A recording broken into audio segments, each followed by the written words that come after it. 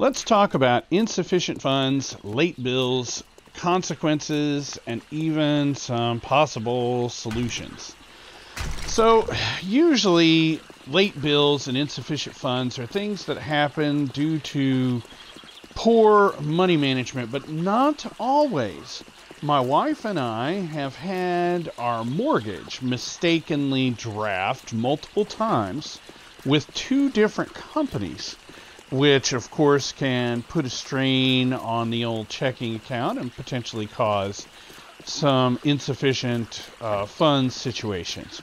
Now, if there is not enough money in your bank account to cover a check, automated draft, or a charge, well then typically one of two things will happen. In the case, sometimes there will be just an overdraft fee. The bank will count it as an overdraft. Now, of everything, that's actually the nicest because the bank goes ahead and pays the bill, but then charges you for the courtesy of paying the bill, usually to the tune of $30, but maybe more. And so it's not something you want to get in the habit of doing all the time. The worst scenario, actually, is a case of non-sufficient funds. If you have something try to go through and it's over and above whatever the bank is willing to pay, then they'll just reject it, okay? They'll send it back, they won't pay it, and they will charge you for not having had enough money in your account to cover whatever the bill was, okay? And sometimes it might be multiple things. Like maybe you were expecting a deposit and the deposit didn't happen or didn't come in time, and you had already used some of that money or had charged some things. These are examples of situations where a non-sufficient funds fee can happen and it can rack up big time. I'm talking crazy because they'll stack and have a domino effect. And in the case of overdrawing your account due to a check, if that check gets returned to non-sufficient funds, you can get hit with two fees, a return check fee and the insufficient funds fee. It is not a fun situation to be in at all. Now, there are a couple of things that you can do. Some of those things is, of course, to monitor your accounts and try not to be in a position where that stuff will happen. You can pay for overdraft protection, or you can link your accounts, or I guess in some cases you can do both to prevent the possibility of accounts being overdrawn. You can also keep a cash reserve in your account. You can keep a cushion in your checking account, just some funds that you just don't track, like say rounding up the change or rounding up to the nearest 10 and just kind of forgetting about it and leaving it in there, having your own little mini extra emergency fund. You can also keep some cash reserves at home. This is something that comes in handy and came in handy for us during this time.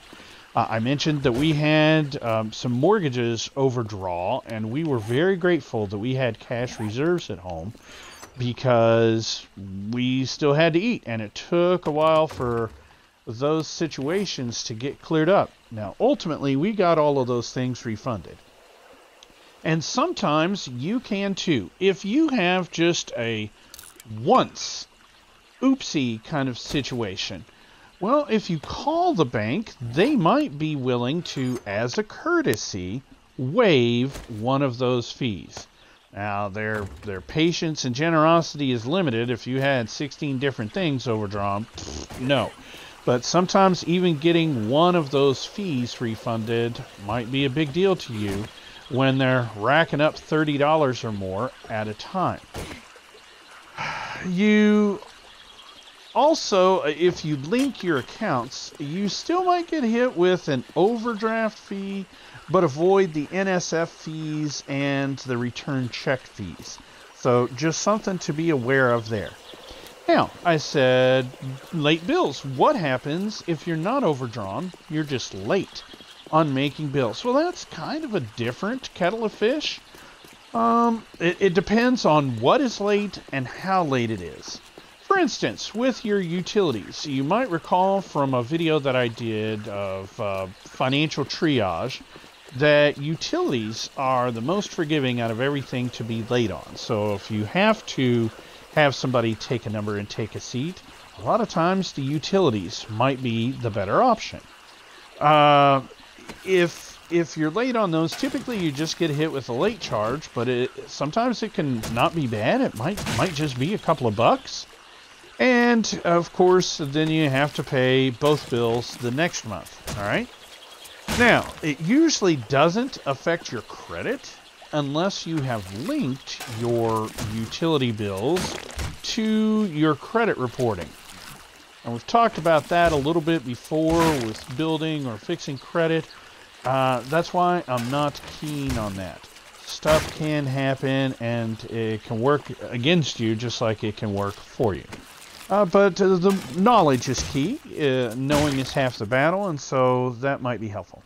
Now again, if you are just late, like, if it's the first time that you're late, then you might be able to call and get a late fee waived. It might be something that helps you out, saves a little coin. It's certainly worth a phone call to customer service. It's not a big deal at all. The worst thing they can do is say no. Just like with your bank, if you are overdrawn or have insufficient funds, they might be willing to waive a fee. Doesn't hurt to ask. Typically, though, most institutions will only do one in a year. But that is something that usually customer service can be authorized to do. Now, obviously, if you had a deal like mine, then you might have some other options available to you. But we're going to move on. Gas, water, electric, phone, even your cell phone, you could possibly prevent the late fee by working out a payment arrangement in advance. If you know that, say, you're going to be unemployed, something of that nature, you know that you're going to be late, that a deposit's going to be late, whatever the case might be. You might be able to call, and you might be able to save yourself some headache and a little bit of coin. So being proactive in those situations can definitely be of benefit to you. Credit cards. Now, we have talked about credit cards before. I'm going to keep talking about it because it's a very popular topic. Credit cards, the late fees on those can get to be pricey. It could be, usually it's a situation that's defined in your terms and conditions and whatnot. It'll be whichever is greater situation. Same with the utilities, only credit cards gouge you even more, honestly. They'll be like, your late fee is $36. The other bad thing that can happen is if you were enjoying any sort of introductory rate on that credit card, you can kiss that goodbye. Yep, gone, done, disappeared. And if you had a decent low rate, you may also get jacked up to a penalty rate. And that can really cost you an extra interest charges on whatever balances you're carrying. Now, the one thing I can say about those penalty rates is typically after 6 months, they might reset to whatever the standard rate was before, but you're not getting back that special introductory rate. If it doesn't reset in 6 months, then you might give them a call. It certainly doesn't hurt if you have 6 months of on-time payments to see if, hey, maybe you can get that knocked back down. It'll certainly be worth it to you. And saved interest charges, I would think. And again, as with everything else that I've mentioned, you might be able to get one refunded in a year if you give a call. Now, I keep saying this, but if you just have a really shit month, these late fees and overdraft fees and whatnot can really rack up, and getting them refunded, they can snowball in a hurry. So getting anything refunded is that much more that you aren't wasting, and that much more that you're saving. I know it goes without saying, but some young people aren't aware of this. They just take their lumps and go on. So you might share it with some of the people that you know are just starting their financial journey, just turned 18 or graduated from college and just starting to really be on their own. Now, getting into some of the other things, we've talked before about car loans. You know I'm not a fan, but they're a reality of life. Well, as with credit cards, car loans and whatnot will be reported late if it's after 30 days. If it's under 30 days, then they're socking you with a fee. And that fee can be anywhere up to like $50. Again, it depends on your company that you're with and the terms of your agreement. Now, 1 month being late, yes, you're getting hit with a fee, not exactly the end of the world. 2 months being late on a car loan, and all of a sudden you're looking at repossession on that car. And that is not a road that you want to go down. There will be, if you try to get your car back, there will be a bunch more fees tacked on, which makes it an even greater financial burden for you. In addition to a towing fee, an impound, a lot fee. There's just fee. If your car, if the process starts, you're looking from going to, whatever your car payment was plus $60 or $70 to whatever your car payments you're behind plus $60 or $70 plus anywhere from $300 to $500 tacked on top of that. Trust me, guys, it's not a route that you want to go down. It's something you want to avoid like the plague if you can. It's why I'm so adamant against car loans. It's why I like buying something and working your way up, paying cash each and every time. All right, enough about that. Rent, we've talked about being late 1 month. They're not excited about. That goes south for you in a hurry. Being late 2 months, usually they start talking about eviction. And then you get fee on top of that, plus legal fees, collection fees, yada yada. Your home. I may do a whole separate video on your home. With your home, it's similar to rent, only the fee can be 3 to 6% of your monthly payment, whatever your monthly payment was. It's usually defined in your loan documents. You, of course, get reported if you're 30 days late, just like car and credit cards. If you're 3 months late, usually they start foreclosure proceedings. There again is a whole other path that you just don't want to go down if you can help it. Now, you do have options with car loans. There's not a lot of options. You got to pay, and that's just it. They don't deal. They don't work things out. Nothing. With your home, they don't want to foreclose if they can avoid it. That's a bunch of paperwork for them. They would rather somebody be living in the home. It's if they foreclose on the home, then they've got to try and recoup all of that money. It's a bunch of paperwork, a huge, long, drawn-out process. So if you're late on your house payment, it's possible that you can do a repayment plan. It's possible that you can have a payment or two deferred so that you will technically count as being caught up and then take things from there. It's possible that you might be able to qualify for a forbearance. There's been a lot of that going around with COVID. You can also do what is called a loan modification. A loan modification usually reworks your payment and your principal and interest portion of your payment. It also tends to stretch out the term of your mortgage. It'll tack on a few months.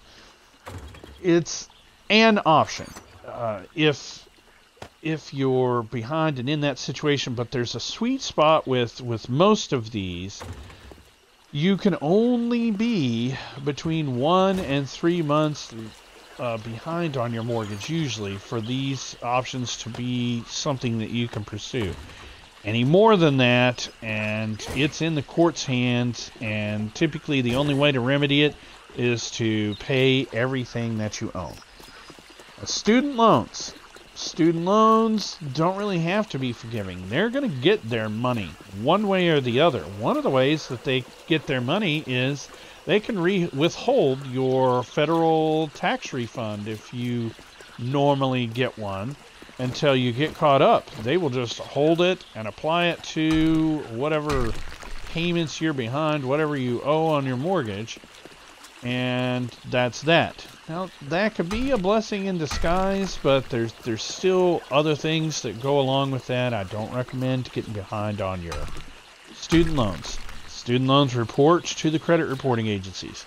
Something I haven't been mentioning is anything that gets reported to the credit reporting agency, it stays on your credit, or it affects your credit for 7 years.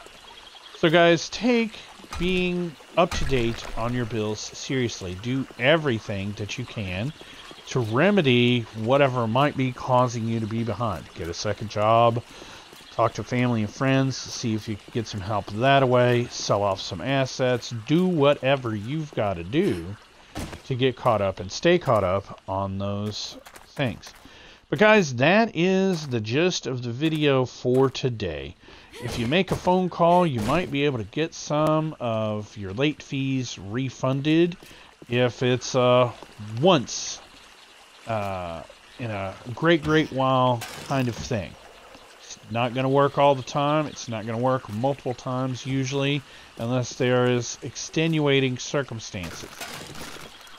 If you have questions, though, as always, hit me with them. If you've got a different experience, share that with us. If you've got a little more knowledge on this situation, hit us with that as well.